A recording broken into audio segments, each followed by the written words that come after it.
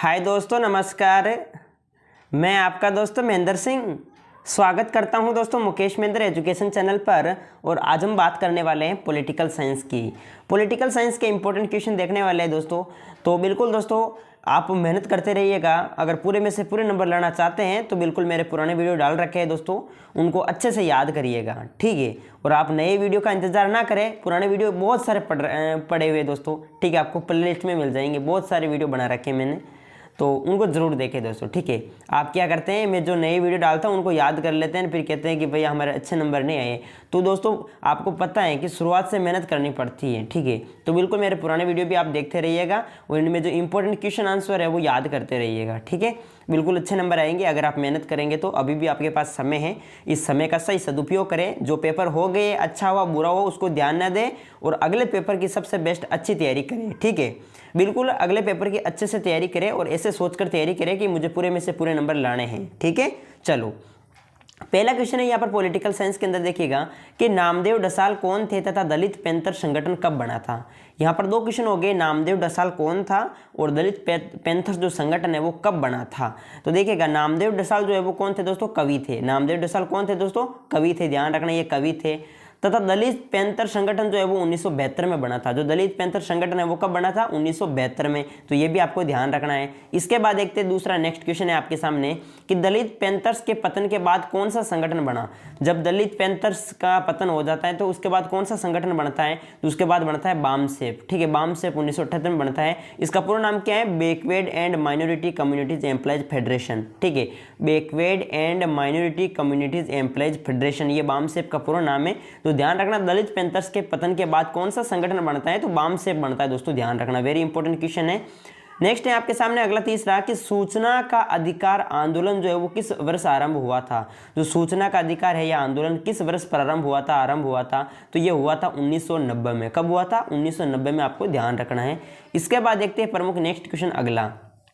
चौथा क्वेश्चन आपके सामने ये दे रखा है कि मंडल आयोग की स्थापना कब हुई थी। तो मंडल आयोग की स्थापना हुई थी 1978 में। कब हुई थी दोस्तों मंडल आयोग की स्थापना, 1978 में मंडल आयोग की स्थापना हुई थी। आगे देखते हैं पांचवा क्वेश्चन है आपके सामने कि बताओ एनएफएफ, जो एनएफएफ है, एनएफएफ, ये एनएफएफ जो है वो कहाँ का प्रमुख संगठन है, ये इसका पूरा नाम क्या है, एनएफ। एन से हो जाएगा नेशनल, एफ से हो जाएगा फिश वर्क्स और एफ से हो जाएगा forum. National fish works forum, ये जो है वो एनएफएफ का पूरा नाम है। और ये किसका संगठन है, तो ये मछुआरों का संगठन है दोस्तों, मछुआरों का संगठन है एनएफएफ, ठीक है। नेशनल फिश वर्क्स फोरम, ये मछुआरों का संगठन है, वेरी इंपॉर्टेंट क्वेश्चन है।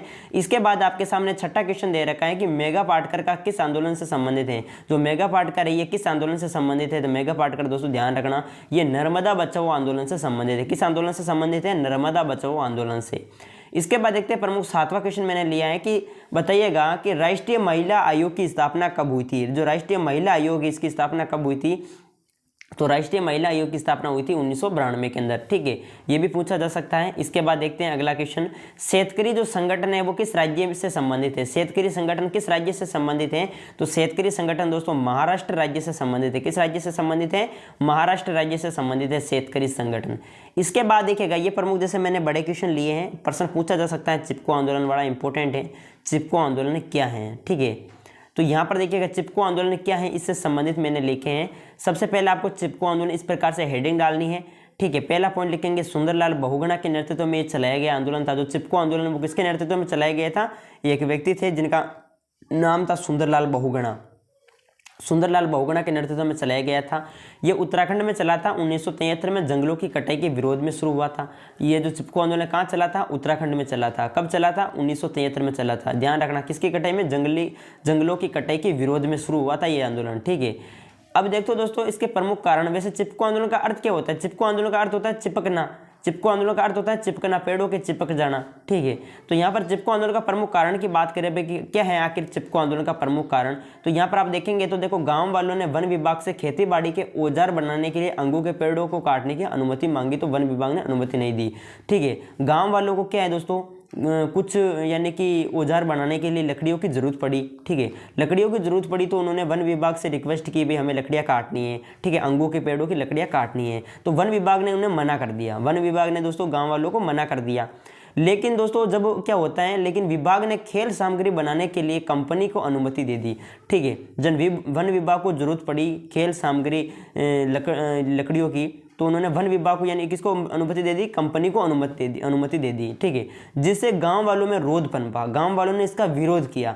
गांव वालों ने कहा कि भाई जब हमें लकड़ियों की जरूरत पड़ी तो हमें तो काटने नहीं दिया, और ये कंपनी जो है वो वन विभाग जो है वो कंपनी को अनुमति दे दी है। तो इस प्रकार से गाँव वालों में एक विरोध उत्पन्न हुआ और उन्होंने विरोध किया। ठीक है, एक रोध पनपा और विरोध किया किसका, वन विभाग का। और विरोध का एक अनूठा तरीका अपनाया गया। जब कोई व्यक्ति पेड़ काटने जाता था, जब कोई व्यक्ति पेड़ काटने आता तो गांव की महिलाएं पेड़ों को अपनी बाहों से देखो घेर लेती थी। इस तरह वनों को काटने से बचाया गया। तो ये प्रमुख जो है वो चिपको आंदोलन का प्रमुख कारण था दोस्तों। आप इस तरीके से लिखेंगे, देखो चिपको आंदोलन का अगर क्वेश्चन आ जाए तो ये आपको इस तरीके से लिखना है। ठीक है, इसके बाद देखते हैं प्रमुख नेक्स्ट क्वेश्चन मैंने लिया आपके लिए, दलित पैंथर्स आंदोलन को समझाइए। देखो इंपॉर्टेंट है, दलित पैंथर्स आंदोलन के बारे में पूछा जा सकता है आपको।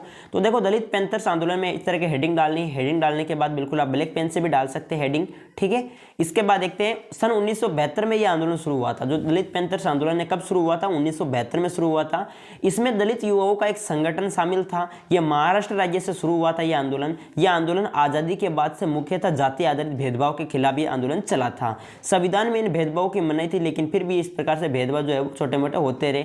अब देखते हैं प्रमुख दलित पैंथर्स की प्रमुख गतिविधियां यानी मुख्य गतिविधियां क्या थी, इसके अंदर क्या क्या शामिल थी।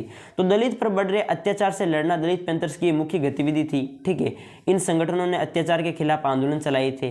दूसरा पॉइंट आप लिख सकते हैं कि 1989 में सरकार ने एक व्यापक कानून बनाया। कानून के अनुसार दलित पर अत्याचार करने वालों को कठोर से कठोर दंड दिया जाएगा। इसका मुख्य उद्देश्य था एजेंडा यानी जाति प्रथा को समाप्त करना। ठीक है, गरीब, किसान, मजदूरों, दलित, वंचित वर्गों का संगठन को बनाना। तो इस तरीके से ये प्रमुख इनमें गतिविधियां शामिल थी। इसका प्रमुख मुख्य उद्देश्य था। फिर बाद में दलित पैंथर संगठन टूट गया था। ठीक है, दलित पैंथर टूट जाता है दोस्तों। इसके बाद देखते हैं प्रमुख आगे देखते हैं भारतीय किसान यूनियन जो है वो संगठन को समझाइए। ये भी इंपॉर्टेंट है, भारतीय किसान यूनियन संगठन जो है इसको समझाओ।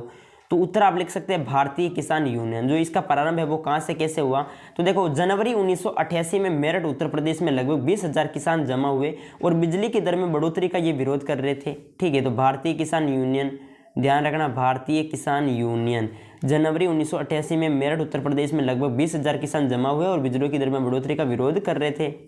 किसानों ने जिला समर्थकों को दफ्तर के बाहर 3 हफ्ते तक डेरा डाला। बाद में इनकी मांग मान ली तथा यह अनुशासित धरना था। इन्हें आसपास के गांवों से राशन पानी मिलता रहा। ये किसानों की शक्ति का बड़ा प्रदर्शन था। ये बीकेयू यानी भारतीय किसान यूनियन पश्चिमी उत्तर प्रदेश हरियाणा के किसानों का संगठन है। कई बार पूछा गया है दोस्तों, जो भारतीय किसान यूनियन है ये कहाँ का संगठन है, भारतीय किसान यूनियन। तो भारतीय किसान यूनियन पश्चिमी उत्तर प्रदेश और हरियाणा के किसानों का क्या है, संगठन है, ध्यान रखना। इसके बाद देखते हैं, तो ये भारतीय किसान यूनियन के बारे में भी आप इस तरीके से स्पष्ट कर सकते हैं। वेरी इंपॉर्टेंट क्वेश्चन एग्जाम में पूछा जा सकता है। तो दोस्तों यही प्रमुख 8 क्वेश्चन थे दोस्तों, ने 11 क्वेश्चन थे हमने देखे फटाक से। तो वीडियो आप सभी को मेरे हिसाब से अच्छा लगा होगा। अच्छा लगा तो लाइक करें, चैनल पर नहीं तो जरूर सब्सक्राइब करें। ठीक है, मिलेंगे नेक्स्ट वीडियो में। जय हिंद, जय भारत। Okay, thank you.